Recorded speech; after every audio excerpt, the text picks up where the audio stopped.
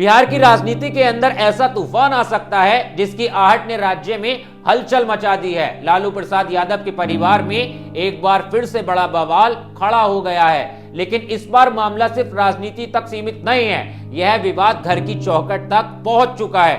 तेज प्रताप यादव की नाराजगी, रोहिणी आचार्य का धमाकेदार ट्वीट और मीसा भारती की चुप्पी, ये सब मिलकर एक बड़ा सवाल खड़ा करते हैं। क्या आरजेडी अब एक परिवार की नहीं बल्कि अलग अलग गुटों का समूह बनती जा रही है? आज की हमारी कहानी सिर्फ कौन सही कौन गलत की नहीं है, बल्कि यह जानने की है कि लालू यादव के परिवार में इतनी दरार क्यों पड़ रही है और बिहार की सबसे बड़ी विपक्षी पार्टी आरजेडी किस दिशा में जा रही है। इस पूरे विवाद के केंद्र में दो नाम बार बार सामने आ रहे हैं, संजय यादव और रमीश। कौन है ये दोनों लोग और लालू परिवार में इनकी इतनी बड़ी भूमिका आखिर कैसे बन गई? आज हम इसे बेहद आसान भाषा में विस्तार से समझेंगे। नमस्कार दोस्तों, मैं हूं आपके साथ ऋषभ चौहान। सबसे पहले बात करते हैं रोहिणी आचार्य के उस ट्वीट की जिसने बिहार की राजनीति में तूफान ला दिया। रोहिणी ने सार्वजनिक रूप से कहा है, मैं राजनीति छोड़ रही हूं, मैं अपने परिवार से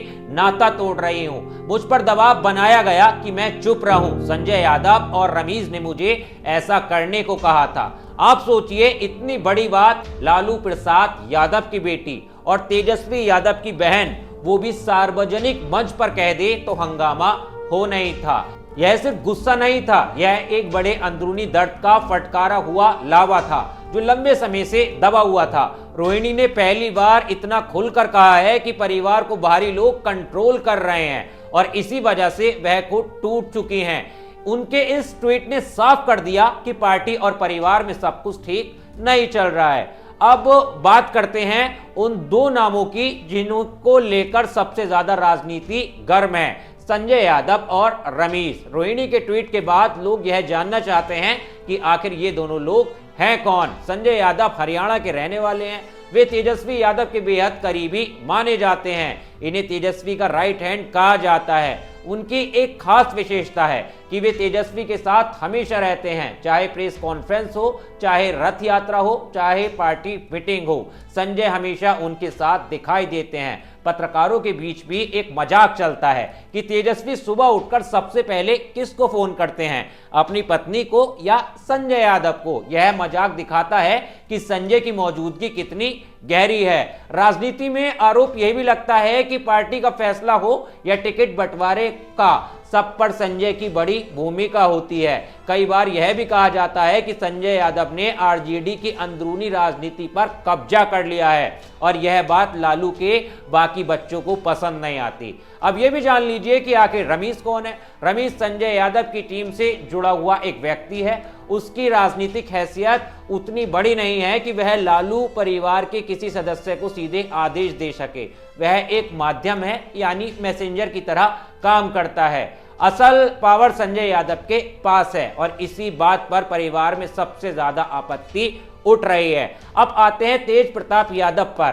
तेज प्रताप यादव को परिवार से बाहर किया गया और शुरुआत में कहा गया कि यह उनके अफेयर की वजह से हुआ, लेकिन पत्रकार पंकज पुरुषोत्तम और बिहार की राजनीतिक गलियारों में यह बात कही जा रही है कि यह सिर्फ एक बहाना था।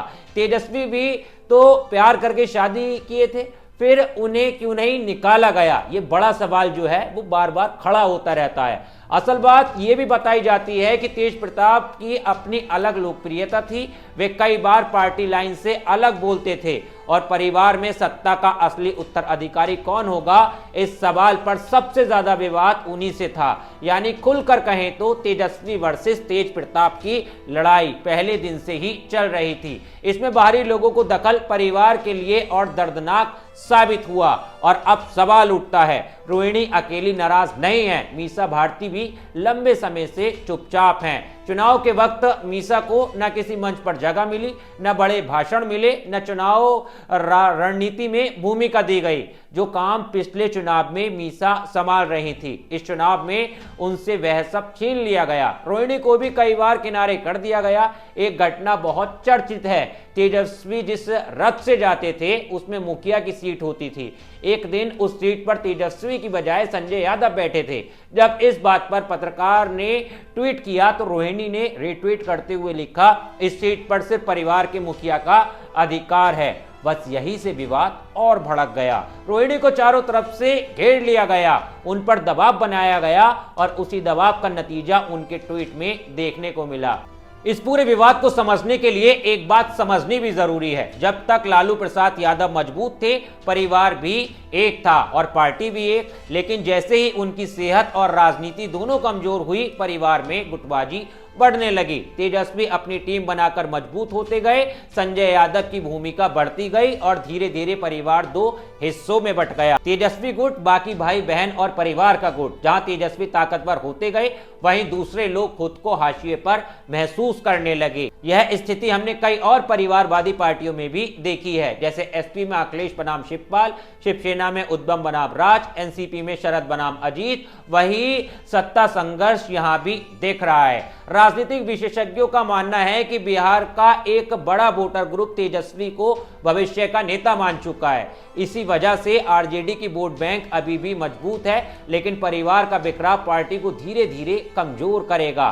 तेजस्वी की टीम में अब एक नया पावर ट्रायंगल बन गया है। तेजस्वी यादव पार्टी का चेहरा, दूसरा तेजस्वी की पत्नी राज्यसभा सांसद। आने वाले समय में उनकी भूमिका और बढ़ने वाली मानी जा रही है। संजय यादव तेजस्वी की रणनीतिक टीम का सबसे महत्वपूर्ण व्यक्ति। बाकी भाई बहन तेज प्रताप, मीसा, रोहिणी धीरे धीरे किनारे होते जा रहे हैं। और आज का बड़ा सवाल यह है, क्या आरजेडी टूट जाएगी? सीधा जवाब, अगर परिवार नहीं संभाला गया तो पार्टी भी नहीं बचेगी, क्योंकि तेज प्रताप बाहर, रोहिणी दूर, मीसा किनारे, राबड़ी चुप, लालू कमजोर और तेजस्वी की टीम मजबूत। यह तस्वीर बहुत साफ संकेत देती है कि आरजेडी फिलहाल सबसे बड़े पारिवारिक संकट से गुजर रही है। तो दोस्तों, ये थी लालू परिवार की अंदरूनी राजनीति और आरजेडी के भविष्य की पूरी कहानी। अब सवाल ये भी है, क्या रोहिणी को सच में जयचंदो ने परेशान किया? क्या तेजस्वी की टीम परिवार को तोड़ रही है? क्या आरजेडी आने वाले सालों में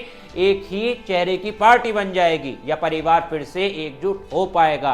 आप अपनी राय कमेंट में जरूर बताइएगा। वीडियो अच्छी लगी हो तो शेयर कीजिएगा, लाइक कीजिएगा और इसी तरह से राजनीतिक खबरों को कहानी की तरह समझने के लिए मेरे चैनल को सब्सक्राइब करना मत भूलिएगा। मिलता हूं आपसे किसी और वीडियो में एक नई कहानी के साथ। तब तक के लिए धन्यवाद।